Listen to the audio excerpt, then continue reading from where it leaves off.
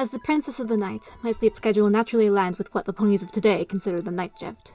Being an alicorn, I needn't sleep, precisely, but the idea of curling up in bed and allowing my mind and body to rest certainly has its allure. Plus, Sally insisted I need the rest to recover properly. 6 work nights out of 7 were not too exhausting, given I simply held the rarely attended night court, dealt with a scant few late-night emergencies, or more often than not, read. I no longer fear my own sleep. After a year, the nightmares had finally seen fit to cease, and with Celestia's help, I had found my freedom not only from my actions as a nightmare, but my insecurities as Luna. I stayed up late, early, last night though. For once a week, I liked to explore how much the night has changed in the past 1,000 years. Nightclubs were a nice invention, as were 24-hour licensing laws, overnight trains, and late-night eateries. I will happily admit to having gone clubbing in Manhattan under any of my various disguises. If I knew not any better, I would almost suspect my sister of having encouraged ponies to enjoy my night more than just in preparation for my return. I certainly wouldn't put it past her. But even beyond her possible realm of influence, ponies are different now. Artificial light has improved much over the years. I could almost compare the cities below to my sky. The twinkling distant stars of Manhattan, the small but bright twinkles of Ponyville, like constellations on the ground. Verily, I believe the night now is more beautiful than it has ever been, now that I am myself again.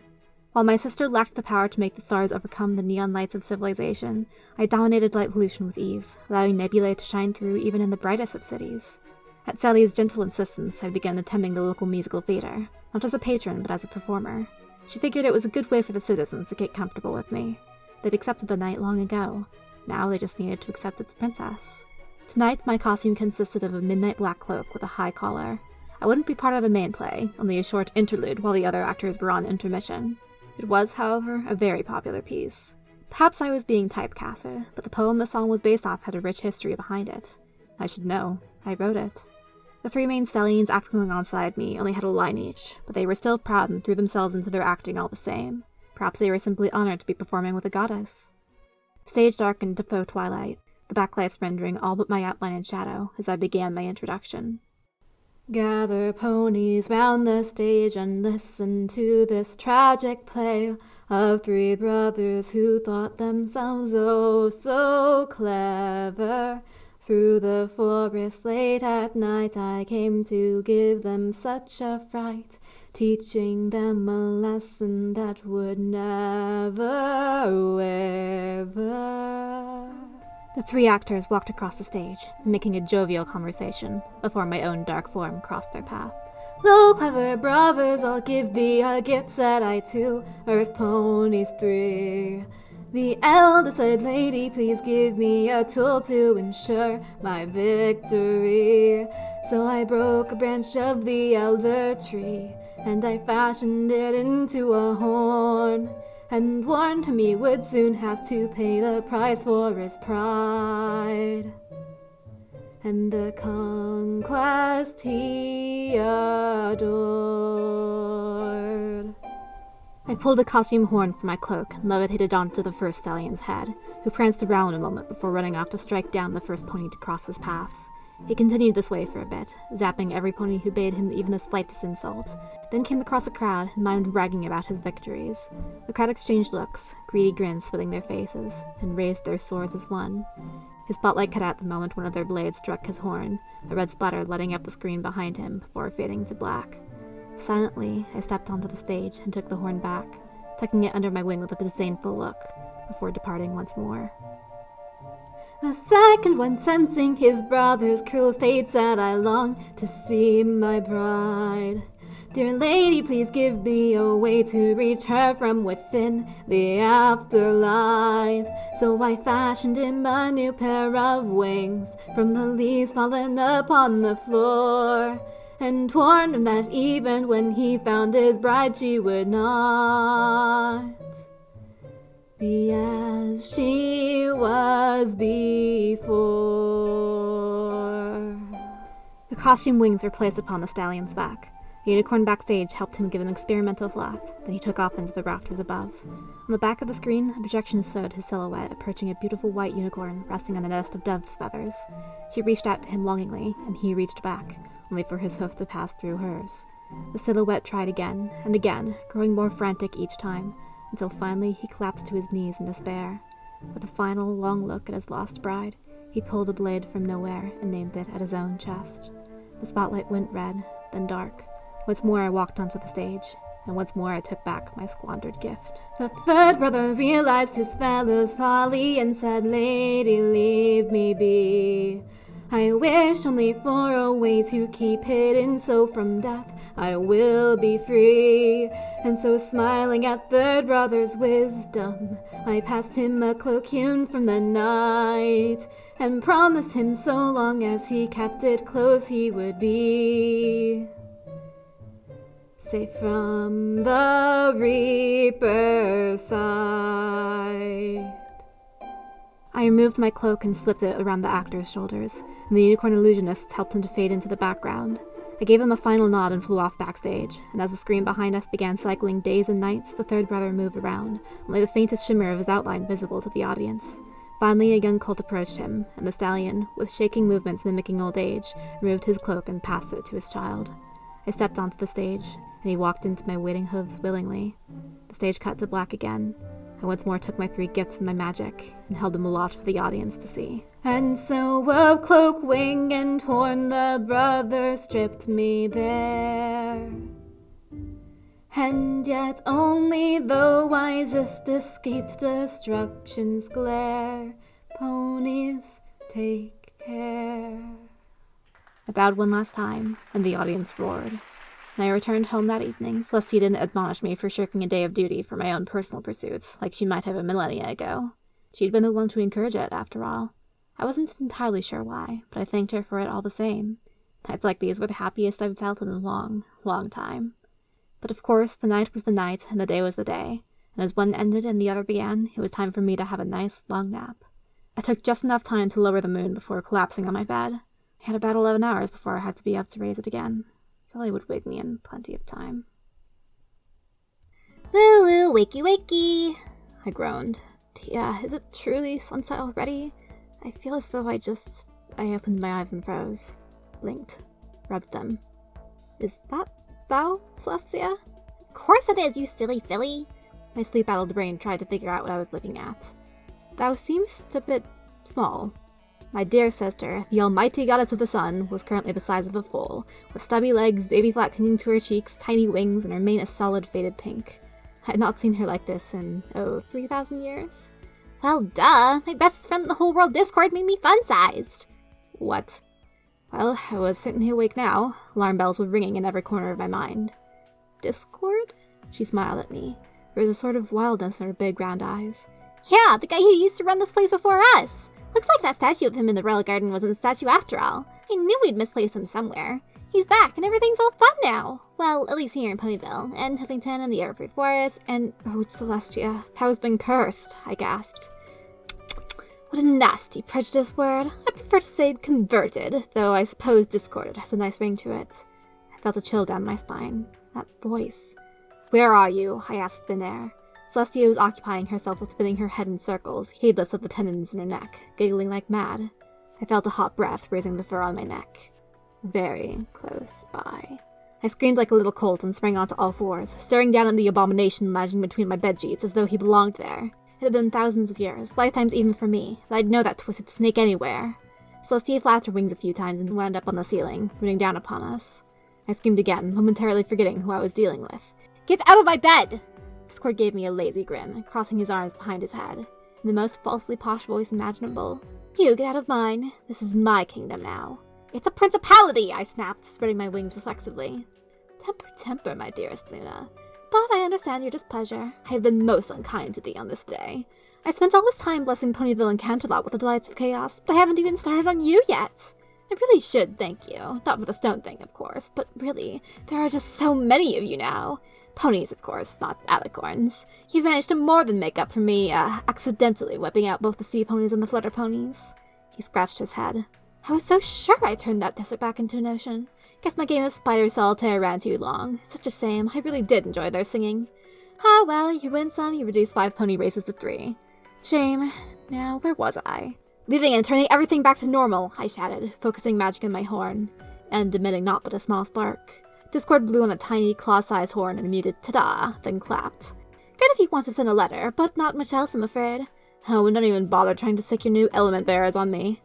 I felt my panic rising. What hath you done? He waved his arms merrily. I made them fun! Loyalty turned traitor, laughter turned so serious, generosity turned greedy. That one was good, actually. I've always considered generosity a weakness, as I once told a very bald being. What else? What else? Oh, kindness is quite unkind now. Took a bit of effort on that one. Honesty's a liar now, and magic? Well, she'll break soon enough. Monster. Is that any way to talk to the one who helped you realize what an intention whore your sister really is? I narrowed my eyes. No way. He was not beating me with that again. I looked at my big, little regressed and cursed sister, and I realized something. And what about Celestia? Why have you not done the same to me? Perhaps not the wisest question to ask, but, well... Discord just chuckled. Well, dear Selly's here, been having a blast making changes to the castle after I made her over 9,000% cooler. As for you, well, it has absolutely nothing to do with the trace of those blasted elements still lingering on you. Not anymore, at least. What's the fun in sparking absolute chaos without a few straight minutes to watch it all unfold? Discord then picked up something from my bedside table and examined it, as though it were some strange alien technology. Oh, put that down! In retrospect, that was the absolute last thing I should have said if I wanted him to actually listen. Oh, this little thing? Haven't your ponies reinvented the handheld calculator yet? Or are you still working on the vacuum tube and transitor? Ugh, I could never make sense of this techno-junk anyway. Oh well, here's a gift, my lovely Lulu, to remind you of when you were cool. And then he zapped my abacus. He zapped my 1,000-year-old antique 20,000 bits abacus. I tried to zap him right back, only to remember my magic was nearly completely nullified by whatever Discord had done to my mana flow. Where my precious abacus had once been was now a tiny, floating, translucent version of my moon, and it was speaking, somehow. The night shall be everlasting. No longer will ye be slaves of the day. An age of endless dreams await you, if you but follow me. Her Majesty, Queen Nightmare Moon! I briefly considered ripping my mane out. Creatures of the night have not to fear from the night. Embrace the night. The day burns you. The sun gives you skin cancer. The moon shall never curse you with such things. Can you not see? 'Tis madness to bow to the light. I sent a letter opener through the blasted thing. Of course, it just passed right through it. I continued to rattle off every speech and campaign message that I had my followers deliver to every town and hovel in Equestria during the Nightmare's reign, back when I was playing double as Celestia's loving sister and the Dark Queen of the self-proclaimed Empire of the Night. Discord yawned, bored. That was either cautiously good or horribly awful. Now, if you'll excuse me, I must return to my new capital of chaos before Miss Magic gets there. Oh, and I should find time to turn that desert back into an ocean. Isn't there a town there now called Appaloosa? Maybe I'll make a new set of sea ponies with a hive mind out of the ponies there. And there's this nice little town in the Everfree Forest. I think I'll slap some kitty marks on the ponies there and let them all go at each other for a bit. Should make for a good laugh for a while. Oh, and Sally dear, it's time to lower the sun. 'Tis 3 in the afternoon, I protested, but with a click of his fingers, Discord vanished, leaving Celestia to lower the sun with a smile. I quickly raised the moon, not wanting to stir complete panic in the cities Discord hadn't yet gotten to. It didn't take much magic, with me being the moon and whatnot, but I could feel how much weaker I was. Even weaker than after the elements first purified me. What in mother's name had Discord done to me? Whee! Now it's sunrise time! Move the moon, Luna! I was too distracted to argue. Now it's sunset time again! We would be here all day, wouldn't we? Just take over the moon for now, Tia. I'll get back to it later. You're the best, Lulu! Can I paint it? Can I? Maybe tomorrow. I had to find Twilight Sparkle. I flew out of the castle window, and promptly crashed into my bedroom wall from a different window. I smoldered as Sally laughed and clapped her hooves. That was funny! Do it again! Okay, new strategy. I flew through the castle, headed straight for the throne room. I had only my horseshoes on, not wanting to risk getting my bare hooves into any substance Discord saw fit to coat the castle with. What was once my abacus followed me, chattering without end. It made me realize one very important thing. I really needed to have some pony proofread my Pretorix. Perhaps Celestia was right, and everything I wrote wasn't automatically gold. Either way, I was able to tune out the worthless annoyance. It was not dissimilar to being in the rain, by no means pleasant, but hardly torture. There was a seeing stone we had created back in the early days of our rule that enabled me or my sister to see through the light of our celestial bodies. It was hardwired to only activate at the touch of an alicorn's magic as a safety measure. It could only view events or locations the user already knew about, and only that which our respective bodies shed light upon, making it somewhat limited, but it had its use in war councils, and in situations such as these I was left with little alternative. I needed to know what was happening out there without relying on that lying, cheating scoundrel. The stone was normally kept behind our thrones, and I hoped it remained there. I had every expectation of finding a stone eyeball in its place. But as I flew, the castle became disorienting. For example, outside the throne room 2 statues stood, plated armor carved in solid stone. These 2 statues, there are supposed to be guards here. And there still are! Discord's grinning face popped out from behind them. They also used to be male, and whatever happened to not turning ponies to stone? Oh, you think this was me? No, this was all Celestia. She felt the guards stood still so long they might as well be statues. Then she decided boys were icky. And speak of my sister. Oh, hi, Luna. I decided not to paint the moon just yet. I just want something to play with. Her horn glowed, and the two statues seemingly vanished. In their places were two small, startled fillies. Oh, what's... Princess? What are... One of the former guards tried, before being snatched up by Celestia. They both squealed as they and Celestia vanished. The spirit of disharmony chuckled. Oh, don't worry, they have plenty of toys. Celestia decided the maids should be made of something, like felt or wood. Quite a lot of dolls land in the palace now. This is madness, I groaned as my head spun. Now you're getting it! I'm so proud! Discord cheered, then vanished behind a pillar. Inside the throne room was little better. The regal chair of the daylight was now a gold-plated toilet. My own throne of midnight had become a fool's training potty. I am choosing to ignore the implications. There was a maid in the corner, miraculously still flesh and blood, licking the windows with crossed eyes. The 4 guards here had seemingly been turned into a pair of ballet dancers, a jack-in-the-box, and a sea pony swimming in a giant glass of water. The sea pony was the only one to notice me. She looked at me happily and stuck her head out of the giant glass. Shuby! Don't even think about it. The sea pony began crying. I averted my gaze. To hear the sea pony's song after well over 1,000 years, in a circumstance like this, I couldn't afford the distraction, or the grief. I took a few steps forward before realizing the red velvet carpet leading to the throne room was now made of strawberry jam. This is why I brought the shoes. I had to abandon one to the gunk and fly the rest of the way. Thankfully, the seeing stone remained untouched. It sat in its pedestal, a perfect, shimmering orb of not-quite glass. A little spark from my horn, and it became a window to whomever I wished to see. And then I grew suspicious. Since when did Discord allow any of his playthings an actual chance at victory? This is a trick, I spoke aloud. You left me sane because you had no choice, but if I watch the corrupted elements, you get an easy shot at me, don't you? The night is glorious! The miniature moon cheered. I sighed. If this really was one of Discord's games, I suppose I had no choice but to move forward anyway. Fine, let's do this. I still felt sane, comparatively speaking, aside from the murderous rage and the vague, almost regret that Celestia hadn't let me destroy the damn statue all those centuries ago. Consequences be damned, it would have at least made me feel better. First I'd observed the elements as Twilight Sparkle tried to rally her friends, only for them to do much more harm than good as they fell ever deeper into corruption. They were acting like a pack of petty foals. I counted one short and looked around for loyalty, only to find her huddled in a cloud, shaking.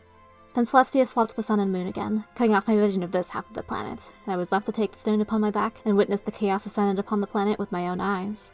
Trees walked around the courtyard, watering the gardeners. A pony who I believed to be a Wonderbolt had crashed into the castle clock tower, her wings angled backwards. Another Wonderbolt, who I suspect was not always an Earth pony, was running from a flock of flying pies with teeth. The moment I flew out to try and help him, I fell back inside the castle from an opposing window. Damn you, Discord. I made a stop at the Grand Dance Hall, only recently repaired from the disaster of this year's Grand Galloping Gala. Perhaps it was for the best I hadn't attended this year.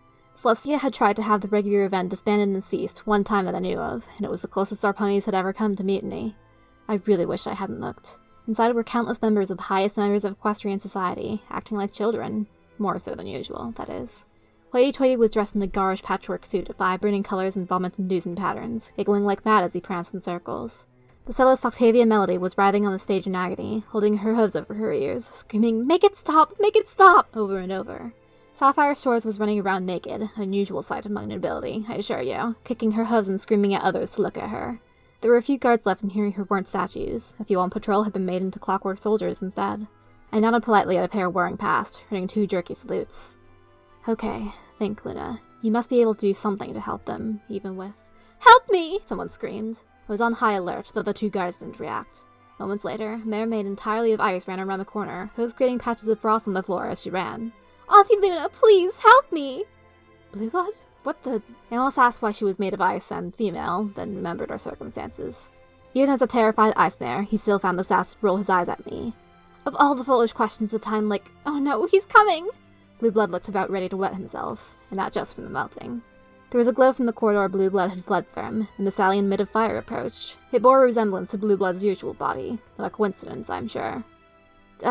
Well, for once I can deny that it was I who set any pony aflame. I blinked dumbly, ignoring the frost radiating from Blue blood cowering behind me. "Please, stop him! Extinguish him! Before he melts me!" my many times great nephew cried, scared for his life. Blue blood, if they're another transformed pony, putting him out would kill him. Her? Were they a her before? I frowned. Blue blood apparently decided I would be no help and bled with a scream. The stallion of fire followed, burning hearts making up his eyes. The intense heat of the stallion singed some of my fur, even with me pressed against the wall.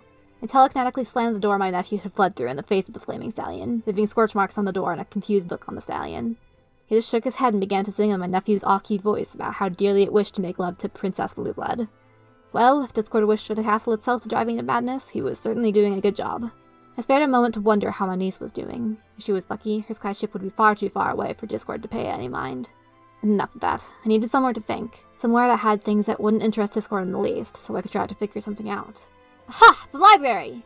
Either I could read something, or I would find a few heavy books to pelt Discord with. I tried to canter off, and promptly slipped in a puddle of half-melted ice blue blood and his flaming paramour left behind. Ow. A pony with a mop for a tail and a power drill for a horn wandered up and began dutifully mopping the water away. I am guessing thou art a janitor? I asked from the floor. He nodded. I made my way to the Royal Library, ignoring the chaos around me. Instead, I was focused on the Seeing Stone, and back to a view of Equestria, showing me the distant 1 pony trying to save the world, and failing. Her own friends, mocking and bullying her. Kindness acting the thug, generosity a paranoid madmare. Laughter taking offense to everything that moved, and honesty refusing to admit the cruel truth of her reality. Finding the library wasn't easy. Sally seems to be taking great delight in rearranging the layout of the castle with every movement of the sun, which is to say, every few minutes. I thought I could find something here. I was wrong. The library was now full of picture books lying around which, when opened, revealed themselves to be illustrations of the lives of various ponies. Most of the real books had vanished, save for one sat reading from a file of the picture books. Each book I examined currently ended on the same 3 pictures. The library staff and visitors all looking startled as the other books came to life. A number of books falling to the ground where the ponies had just been, and then a picture of myself, reading the pony-turned book. Sighing, I gently closed what had once been a young blue unicorn named Sunnyplace, placing her beside the colt she had come to the library with, a blonde earth pony named Maelstrom. This wasn't helping, but it probably wasn't helping Discord yet either. Not unless he planned on spending his entire role with a murderous alicorn chasing after him. Actually, he'd probably get a kick out of it. I felt scared, and a little sick. Nothing I could do was going to change anything. I was but a rat in Discord's maze, running about for a cheese that we both knew didn't exist. I could have stayed fast asleep in my room all this time, and not a thing would have changed. Ignoring the icy feeling in the pit of my empty stomach, I focused on Twilight again, just in time for the climax of Discord's game. Fine! See if I care! Twilight shouted, angry and hurt. Her friends had already fled. Her voice fell to a whisper. With friends like you, who needs enemies? A tear fell from her eyes, letting in the shape of a broken heart, and from the tips of her hooves, Discord's gray spread, slowly making their way up. It reminded me of petrification, a slow, helpless death. Twilight Sparkle, please, I begged, but I could not be heard. All I could do was watch as the colors drained from my sister's student, from my last savior, from Equestria's last hope. It was over then. I was truly alone. The elements of harmony were deader than dead. Twilight Sparkle was now just another of Discord's broken toys. There were no more ancient legends, no more hidden tricks, no backup magical artifacts save for a rainy day to solve all this. Celestia was an insane filly making a playground of our home. Every pony in the castle save for me was broken, inside and out. I might as well be still trapped in the moon for all the power I had. Chaos reigned once more. My efforts were even more meaningless than when I had secretly plotted my sister's downfall in a deluded quest for recognition. What was the point in a night that offered beauty but no warmth? And it was just the absence of day. I ruled nothing. I dropped the link to the stone, and was startled to see a gray face staring back at me. But I'd stopped using it. That was my face! I knew immediately that something was off from the sheer fact that I cared that my colors were fading. Then it darkened further, and I realized it hadn't turned gray. It was turning black. It didn't spread like a wash of paint, as with Twilight Sparkle. It spread like blotches of cancer. I can lend you power. I heard a voice inside my head, exactly like my own, but far off. I swear for a moment I saw my pupils turn to slits, and true fear built up inside of me. Thoughts and images came unbidden as I stumbled backward. I wanted to rip Discord to shreds, to make him scream 1,000 times for every ounce of pain he's caused. I wanted that smug face to turn into pathetic pleas for mercy. I wanted to lead him along the fantasy that I might just spare him if he growled enough, only to tear the lump of coal he calls heart straight out of his chest. I wanted to feast on his innards and bathe in his blood, to cry out in savage victory as I stood over his broken corpse. For every living thing to finally pronounce me their savior and queen, to see Celestia on her knees, kissing my hooves, for Twilight Sparkle to declare herself my faithful student, for ponies to sleep through the warmth of day and bask in the coolness of night. I wanted it all! No, no! I screamed at the top of my lungs. Shh, said the animated book. It was cut in two by a bolt of black lightning moments later. I was coated in sweat. It felt as though my lungs were freezing from the inside out. A horrible, horrible thought occurred to me. Was this the only way left to stop Discord? A world of eternal night and a slow death had to be kinder than the never-ending torment in a world of eternal chaos, right? Was I just being selfish and cowardly by not accepting the power that came with these dark desires? I shuddered. The cancerous spots of darkness connected with each other. There was nothing left, was there? Anyone else who might have opposed Discord, or even had a chance against him, had either been drowned in his curses or were too far to be of any aid. Better the Queen of Darkness than the Lord of Chaos, right? How truly, unforgivably unfair the world was. I rolled one eye to look outside the window. It was night again. I saw my moon, currently in its crescent phase, and I saw the 4 stars hovering near it, near my second body. The moon was as much part of me as the form now struggling with the darkness that had conquered me once before. As I looked at those stars, pleading for their aid once more, I saw, for the briefest of moments, one of them winking at me, and for the first time in 500 years, since the midpoint of my exile, I recalled memories I had buried. Nightmare Moon looked around what had just moments before been a Griffin clan banquet table. Now the table and chairs were about splinters, the ill-gotten flesh scattered the floor, and all but a few griffins lay dead. Many had their faces frozen in fear with not a mark on them, while others had their limbs twisted ways they never should be, had been impaled repeatedly for good measure. Only a single adult griffin remained, a mother crying in the corner, clutching her egg and hatchling close to shield them from this darkness. Nightmare Moon let them be. They weren't what interested her. She had come here to deliver some swift justice, the sort her dear sister would never approve of, but what she'd found was precious beyond description. A small white, unmarked unicorn colt lay on one of the tables, his hooves tied at the corners, a slave collar chained around his neck. From what Luna knew of griffin rituals, his flesh was intended as some rite of passage for a griffin who had nearly come of age. She undid the ropes. The colt looked at her without the barest trace of fear in his eyes, just waiting for the nightmare to kill him. She knelt down to meet his eyes. "Dost thou have a name?" The foal nodded. "What is it?" He told her. "Where is thy family?" He looked around the hall pointedly. Luna understood. "Dost thou wish to stay here?" He shook his head. "Dost thou wish to leave this place and never be forced to return?" He nodded. "Wouldst thou like to come with me? I promise thou wilt be safe." He nodded. "Then promise to hate the day and to love the night." "I promise to hate the day and love the night." The colt's flanks flashed. The Yellow Earth Prinny panted, walking away from the ladder she'd built in ruin with a limp. She would have to rebuild it from scratch. That meant more late nights. Her family was going to notice her change in behavior, even if she didn't. And that would mean they'd realize she hadn't given up on this nonsense yet. Not to mention the limp she'd have to find another excuse for. She looked up at a small cluster of Pegasus cloud houses miles above her, and her lips quivered. Why? She didn't care that her connection to the earth let her know what the land felt. She wanted to know how the sky felt. It called to her like nothing else. So why? Why did the ground keep pulling her back? She let her eyes drift to the beautiful moon. If only she could touch it, just once. She looked back down on her blank flank. Her family had begun to wonder if there was something wrong with her. She was years beyond when most foals found their calling. Was she just denying herself? Was the ground she was chained to where she belonged after all? "Dost thou wish to fly?" echoed a voice. She startled. Who is there? "Someone who is willing to help thee. Thou shunnest not the night as most ponies do. It brings thee no fear. But thy family treats your wish to fly as an illness. I have been watching thee, young one. Thou keepst trying, and keepst failing, but it need not be that way." A mass of shadows and stars formed before her, taking the shape of an alicorn. "Princess Luna, I swear, my inventions are for the good of—" "Calm yourself. I have come to offer thee a choice. Dismiss it, and I shan't bother thee again. Swear thyself to me, and help me to tear down this old and fair world and forge a new one, and I shall provide thee with all the resources thou needst to bring about thy dream." Mary looked back at her crash glider, thinking back on the many before it, all the times she'd stayed up through the night and slept through the day. Always, always alone. She bowed before the Night Princess.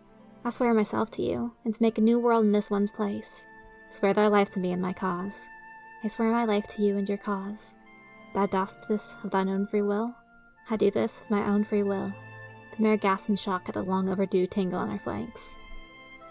"How could she do that? How could she? It's not fair!" shouted the Pegasus. Well, half Pegasus. A sharp beak jutted out from where his muzzle should be, and his front limbs ended in claws rather than hooves. His wings were much larger than the average Pegasus, and his mane and tail were more feather than hair. "How could she tell me to just run away?" He tore through clouds with his claw, wishing he had something of more substance to destroy. A voice wafted around him. He looked around but couldn't find it. "Thy mother told you to flee because she realized she could not protect thee, not because she did not love thee. Thou, the product of honest, genuine love between species forever at odds." He suddenly didn't care who the voice was. "Screw that! If that griffin really loved my mother, he'd have been there to protect her!" To acknowledge thy mother to his tribe would have been to spell death for them both. To follow her out would have been to face exile by her people. Only by going separate ways could they save each other. And yet thou, stuck between both worlds yet welcome in neither, remain. Thy parents' love hast been declared an abomination. Thou hast been declared an abomination. A curse upon thy mother, or a curse unto thyself. It's not fair at all, is it? Swear thyself to me, my cause, my will, my vision, my design, and I promise this world will be remade into something much more fair, something where such cruelty will not be permitted to exist. Ha! And who are you to pull this off, lady? Me. The darkness condensed into her full form, haloed by moonlight. Nightmare Moon? But I thought you were just a rumor, a myth! I am no figment of imagination, young one. Swear thyself to me, and help me remake a world where thee and all like thee to come will be accepted. He didn't need to be asked twice, and he made a good show of not being surprised when his flank flashed with light. With a sense of grim satisfaction, Nightmare Moon watched as the town burned, taking every pony with it. They would fall, screaming, dying, but their suffering would not end. The flames of Sunnytown and its inhabitants illuminated her night sky. She turned to the transparent shape behind her, a grey filly with a magnifying glass cutie mark. It is done. They now suffer the way thou hast suffered, but while thy suffering is over, theirs shall never end. The ghost of the filly didn't respond. Thou mayst now pass into my father's hooves, or thou can stay with us, and help us bring about a world where what has happened to thee shall never happen to another. No, whispered the dead filly. I didn't want this. Greyhoof was the one who killed me. The others just let it happen. Even thy best friend, who abandoned thee, has accepted this hell as her punishment. Ronio believed they were to help me. Mina would have died too if she had tried to save me. Three-Leaf thought it was some kind of plague. Let them go! We cannot. This curse cannot end until they accept their own sins, or in Mita's case, forgive herself for them. Thou thinkest those things you say pardon them for their crimes? They were but cowards who would rather murder a child than try to understand something new. Something these talentless, lazy slackers had no hope of doing. Or rather, something they'd lost by having everything handed to them. We told our sister creating a settlement where no pony would have to struggle for happiness was a mistake. Some ponies are afraid of cutie marks after the plague. This town is my gift to the survivors. Bah. Those survivors were thy ancestors, young Ruby. Dear sister never expected that all their descendants would remember of cutie marks or that they signal disease. Perhaps this will finally teach her we're as much a part of the natural world as other ponies. Now, Ruby, which do you choose? I choose to stay in Sunnytown. What? I want to stay. I want to help Mina let go of her guilt, and save Three-Leaf and Ronio and all the others. Thy quest is futile. I don't care if it takes an eternity. Until she lets go of her guilt, I'm staying with her. Very well. The dark purple unicorn with a silver-white mane dragged his helpless enemy a bit closer to him. All right, Red Knight, time to talk. The Pegasus just grinned, showing off his two fangs that looked foreign on his equine muzzle. The stallion with the naturally sunken eyes showed no fear. Why should I? Because I'm this close to driving one last stake through your heart, you bloodsucker. There were currently 5 wooden stakes driven into the Pegasus, all in key positions, with one pinned directly on his bow tie cutie mark. If information is all that's keeping me alive, why should I sign my death warrant by giving it away? You're dead already, remember? Shadow Twilight, Proxy Pie said, the dusty pink earth pony getting in his face. He's just a victim too, remember? She turned to the undead pony pleadingly. Redna, if you help us, I'm sure Princess Celestia can cure you of your curse. I'm not so sure this guy wants to be cured, grumbled a second Pegasus. Proxy Pie looked at her teammate. That's because the curse is talking, Thunderdash, not him. We should be trying to help him. She fell into the good cop role to Shadow's bad cop. Redna, we know Nightmare Moon has a spy in the royal court. Do you have any idea who it is? Red Knight stared at them with solid red eyes, then reared his head back and laughed, tossing his tangled black mane. Has a spy? What if I told you that Nightmare Moon was the spy? Shadow Twilight almost dropped him in shock. That's impossible. We'd have noticed a presence like that. Oh, come on, it's so obvious. Do I really need to spell it? A silver rod was suddenly sticking out of Red Knight's chest. His laughter died with the rest of him. Shadow dropped him. All 3 ponies looked to where 3 other equines stood atop Red Knight's estate, silhouetted against the full moon. One was a white unicorn stallion with a purple mane. Around his neck was a black collar with glowing runes. 2 chains wrapped in the back of his neck around his barrel, linking to a set of silver rods with the same runes etched into them. They were identical to the ones that had just killed Red Knight. Next to him was a gold earth pony with a blonde mane. Connected to her back via a set of black chains were sex metal coffin shapes, the toss engraved with different ponies. The last one looked like a bizarre mix of pony and griffin. The sheer wrongness of him made Thunderdash shudder. Before any of the 3 could demand answers, the shadowy trio vanished into the tree line, sliding off in different directions, the cover of night actively aiding in their escape. This is not good, Nightmare Moon muttered. But your true identity as Princess Luna is safe, your Majesty, comforted the White Unicorn. Not for long after Red Knight's blabbing. We need to move everything ahead of schedule. Now. Luna sensed her sister coming, along with 3 other ponies. Luna could only guess. No pony could use their ultimate weapon by their lonesome. It had taken both her and Celestia to use the elements to steal discord, but Luna wasn't about to let that happen. Hawkeye, Face Bell, Zephyrsai. Yes, your Majesty. Her 3 devoted knelt their heads before their queen. Earth Pony, Unicorn, and half Pegasus. My sister is coming. She has help. Leave Celestia to me, but thou art not to let one of her loyalists enter the fray with her. Fight to the death if you must. Dost thou understand? Yes, your Majesty. All 3 responded without hesitation. Luna had granted them each their life in one way or another. Each one lived their lives to serve her. Each owed their everything to her. If this was where their road led, then so be it. They had a responsibility. Hawkeye could only watch in stunned silence as one of her fake wings was shattered by Thunderdash's high-speed assault. Their flight had taken them high into the air, Hawkeye using her wings both as a shield and a means of offense. She was so sure she was going to win when she saw one of her wings break one of his back legs and dislocate the other. But the Pegasus stallion hadn't given up. How the hell was he moving that fast? She said nothing as gravity took hold, and her surviving wing, with nothing to balance it, became naught but dead weight. Why? All I ever wanted to do was fly. I wanted to be free. Why does the ground always pull me back? Why can't it just let me go? Her questions went unanswered. She hit the ground. Hawkeye! Fatesbell screamed, drawing his attention from Shadowed Twilight. Shadow tried to get a hit in, but Fatesbell dodged the surprise attack. And moments later, Shadow found all 4 legs impaled by Fate's rods. Fatesbell abandoned his prey and rushed to the Earth Pony's side. She wasn't breathing. Murderers! Fatesbell snarled, his mind going blank as rage and loss tore through him. You're just a pony little Earth Pony. Just let me wait you already. Come on, you know you can't beat me. Just turn around and go home, Zephyrsai taunted, socking the rock road Roxy was using as a cover in a stupid game of hide-and-seek. Puny? Okay, that's it. Luna had been so sure Celestia wouldn't be able to use the elements without her 3 companions, since they were little more than rocks without the whole set. Celestia had delayed using her trump card as long as possible, trying to give her 3 companions a chance to reach her, and it was costing her dearly. One eye force shut, a wing broken, and a gash to her side. But Nightmare Moon's spell was reaching its zenith, so she took the only option she had left. Forgive me, Luna. Then new memories swam to the surface. Events viewed from the light of the lowering moon, despite its ruler not being there to witness them personally. In the light of the long-overdue dawn, Roxy was patching up Shadow Twilight and Thunderdash, the unconscious forms of the others resting nearby. Celestia approached them with a pronounced limp. The elements of harmony were back inside the castle now, sealed away in lifeless stone. She looked up at the setting moon, now stained with the image of her dear sister. She did not cry. She had shed every tear she would this night back in the castle. The rest of her grieving could come later. Celestia touched her horn to the head of each of the 3 ponies. A small light escaped each one.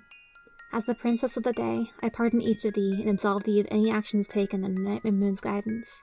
All I ask in return, no, all I request, for thee to choose for thyself, is that thou looketh after Lulu until she is ready to come home. The 3 new stars flew into the last recesses of night, taking their place beside their beloved moon.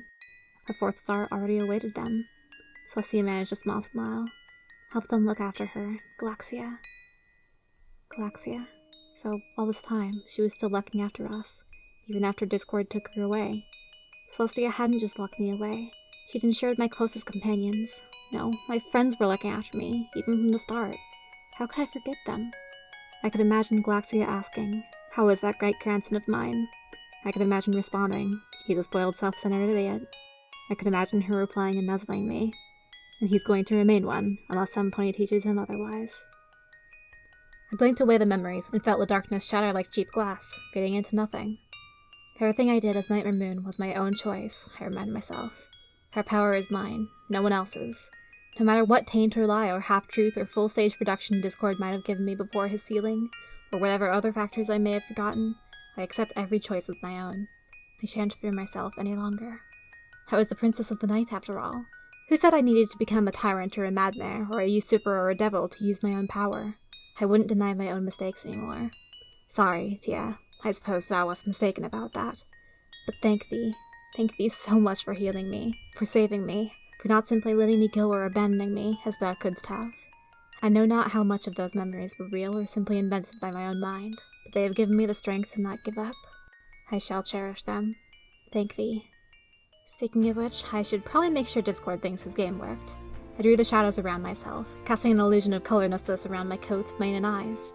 The moon has always been associated with the arts. Illusions were my forte.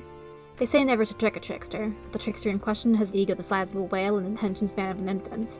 Somehow I doubted he'd stick around long enough to notice the deception. "Were you saying something, my little pony?" Speak of the devil. I bit back a sigh, then grinned madly and spun around to face him, dancing on my hooves like I was 4 again. "The moon is pretty. The moon should always be up. The sun stinks. I would love it if you styled my hair. My Little Pony Live was the greatest show ever. I think I might have lost the script." Discord laughed and ruffled my mane. I fought down a shiver of revulsion. "You certainly have." He pulled the camera from nowhere and held it up. "Smile." I stuck out my tongue. Discord laughed harder. "No saving the world plans in that pretty little head of yours?" I tilted my head. "Why would I want to save the world? It's perfectly messy already." He grinned back. "Exactly. Now, if you'll excuse me, it's time I checked up on little Miss Twilight's tragedy." He teleported away again. I let myself sags. Horse apples, I really don't have a plan. "Who am I talking to?" I said to the pony books right in front of me. Somehow, I could imagine them glaring at me. "Oh, right, yes, sorry about that. Well, I do kind of have a plan, but thou shan't be booked much longer, I promise." I fled. Then I came rushing back in. "By the way," I whispered to the book that was once Maelstrom, "thou should really ask her out. Thou should see some of the things she dreams about thee." I darted back out, wondering idly if books could blush. "Okay, Luna. Discord's back in Ponyville. I've got at least 5 minutes before he gets bored again. Hopefully. Think. Something to snap Twilight Sparkle back to reality." "Aha! I had it. An idea of something to save her. It was a long shot, but I'd run out of options a while ago." Wait, no, all the books ran away, and she probably read them all while she was studying there. But wait! Yes, this was it, for sure! I can't paint, though. There's no way I could make a painting inspiring enough to cure her. Oh, but maybe! Finally, the perfect plan! On Equestria, I'm going to get all the fools of the world to clap their encouragement. Stupid brain. Maybe I really am going insane. Why couldn't I think of something? If only I could send a scroll to someone out there to see if they... A light bulb lit up over my head. That's it! I looked up. And I might as well take thee too. I've been needing a new light for my room. I didn't really need light to see, being the night goddess and all. It was in daylight that my vision worsened. But I've had a few too many complaints from the staff made to tidy up my room about visibility conditions. I raced to my sister's private study. Naturally, 90% of it was a complete mess. The books had all been scribbled in, some had pages torn out. There were crown drawings scrawled across the walls, and May dolls and other Donna equine toys were strewn about the floor like a carpet. But miraculously, I found what I was looking for completely untouched. A collection of scrolls neatly organized on a shelf, all letters from Ponyville. I gently placed the bowl on a table and unfurled the first one. Signed, Twilight Sparkle. I apologized to her little dragon friend and lit my horn. A single letter took just barely enough magic to send that I could do it even with my power returned. What was that dragon's name again? Spock? Spine? Puff? Oh, whatever. I heard the telltale noise of Discord appearing behind me, and froze. Now, what exactly are you doing, young mare? I thought quickly. Giving a dragon indigestion? Discord squinted at me. That makes no sense whatsoever. I love it. Good to know. I saluted like a good little pawn of chaos. Good. When I get back, I think I'll bless you with some of my own power. Now, what's the best way to make an entrance in Manhattan? I know, an airquake! And he vanished. I resisted the urge to face off. This act wasn't perfect. He'd figure it out sooner than later. I had to be quick. I began sending the letters as fast as I could, barely hesitating. I couldn't afford to hesitate. I kept them coming until I exhausted every letter Twilight Sparkle had ever sent on the virtues of friendship. The true name of her element, her soul, her spirit, until I had nothing left. Nothing left to do but wait and hope, and worry a fair bit, since I had left the Seeing Stone in the library. I hoped Blue Blood had managed to evade the Fire Stallion, and that the sea pony in the throne room had stopped crying. I hoped none of the clockwork guards had unwound, or the felt maids unraveled. And above all, I hoped I was right, that this could save Twilight Sparkle, and that she could somehow save the others. Hours passed. Outside the window, I watched reality twist into something barely recognizable. I kept thinking that any moment now Discord would return, realize I had lied to him, and drive me mad for real, as if he would ever be that merciful. And then I felt Mother's light. The endlessly droning ghost moon turned back into my beloved abacus, not because Discord's every action had been undone with the sealing, but because the elements themselves sensed the chaos woven into the world and pulled up the strings until all was well again. Just as the rainbow of light had saved my soul, it now saved the world. I smiled as I felt the power rush through me like a familiar friend. I needed the Seeing Zone to know what Twilight and her friends had done. It was all back to normal now. And the bulb had vanished. Drat. Suppose I'm stuck waiting on the order from Sally and Gret after all. Stupid Celestia and her stupid greenwashing initiatives. I've told her 100 times you can't say environmental policy without saying mental policy. But no, she's worried about public relations, I muttered as I left the study. It felt so good to be able to grumble about little nothings. I walked out of the castle proper, past the library that was currently emptying itself of distressed ponies with newfound aversions to books, past a number of guards who tried their hardest to stand still but looked quite uncomfortable doing so, and others whose movements seemed overly tentative, looking out at a garden where, oh for mother's sake, "Put those flamethrowers down now!" I boomed in the royal counterlap voice. The garden staff cringed and bolted. I winced as one of the devices, carelessly dropped, promptly exploded. Thankfully, I was able to leave the castle this time to put it out myself. I noticed the dazed Wonderbolt, the one who had lost his wings, inching around every pile laying lifelessly in the courtyard, like they would come back to life at any moment, until he realized he had his wings back and flew like mad. His orange-maned companion joined him, looking quite happy to have her wings on straight. I passed by the ballroom and saw the upper-class snobs for once unable to hide their emotions, all hugging each other and crying, shaking like leaves. Sapphire Shore sat in a corner, near Catatonic, crying like a filly. Octavia Melody still had her hooves clamped over her ears, begging everyone to be quiet until one of her fellow band members found a pair of earmuffs and helped her out. I'd later find out Hoity-Toity had locked himself in the bathroom and refused to come out. A guard had to break down the door before he finally emerged. Alright, maybe the elements hadn't the power to fix everything, but time would pass. I could wait. There wasn't much else I could do. Until I realized just how many ponies turned plushies Celestia had brought into her bedroom to play. Oh mother, that room is going to be very crowded. I hope Celestia is getting a kick out of it, at least. When I found my dear sister, she was a little uneasy, but more or less back to her old self. I wonder if part of her didn't enjoy the brief vacation as a near-innocent child, small as it might be. Dinner that night in the castle was a little tricky, as something had happened in the kitchens that resulted in the entire cooking staff refusing to set foot in there. Judging by how one cook had screamed in terror that the spaghetti would eat me if I made my own food, it had not been pleasant. One of the chefs had even tried to borrow a flamethrower from the gardeners. Where the gardeners got it, I'm not sure, but was stopped in time to save the castle's supply of instant noodles, a vital part of the diet of many of the students at my sister's school. Sadly, no one saved the noodles for me. I had last cooked food 1,000 years ago, and I'm certain I burnt it then as well. Thankfully this time, there was at least the option of taking a chariot to the nearest city Discord hadn't gone to, and ordering enough fly-through to serve the entire castle. The bean burgers induced terror in no one but Blue Blood, which had less to do with the food itself and more with his snobbish disdain for anything common. Speaking of whom, I found him hiding in the old ice house, currently used as backup storage for the kitchen staff. I was the one to drag him out. I told my nephew something I do not think I ever have. He was a part of my family, and I loved him. I had to wonder how he would react to something deep-fried and battered from Baltimore. It was far enough from Canterlot to be exotic, yet so greasy and fatty he would undoubtedly recognize it as lower-class food. Yes, it could have been worse. Lukewarm burgers brought from 50 miles away were certainly preferable to a diet of insanity. The world was back to normal, at least on the outside, and Discord was sealed away as a statue once again. Fast food didn't stop, and in fact may have helped the element of laughter from throwing a joint victory party in both Canterlot and Ponyville at the same time. When I questioned Celestia on the logistics, she just laughed. I didn't find out until Celia and I had time to just sit down and talk that Twilight thought Celestia had been the one to send the letters. Celestia braced herself for what I'm sure she thought would be another of my tantrums, but to even my surprise, I just let it go. It was the second thing in my lifetime I ever had, both within the same day. All the praise I ever wanted was finally in my hooves, and I just didn't want it. Maybe I didn't want to ruin the mare's image of a mentor. Maybe I didn't want to disrupt her precious grasp on the idea that all things work themselves out eventually. Maybe I didn't think anyone would see enough through their worship of my sister to believe me, even with her approval. Maybe I was just really, really tired. Or maybe it was the victory itself that was what truly mattered. I'd already had my own victory over Nightmare Moon anyway. The real trouble was the mental scarring. I knew just about every pony in Canterlot, Ponyville, and beyond would be seeing some major problems over the next few weeks, and I knew what part I would play.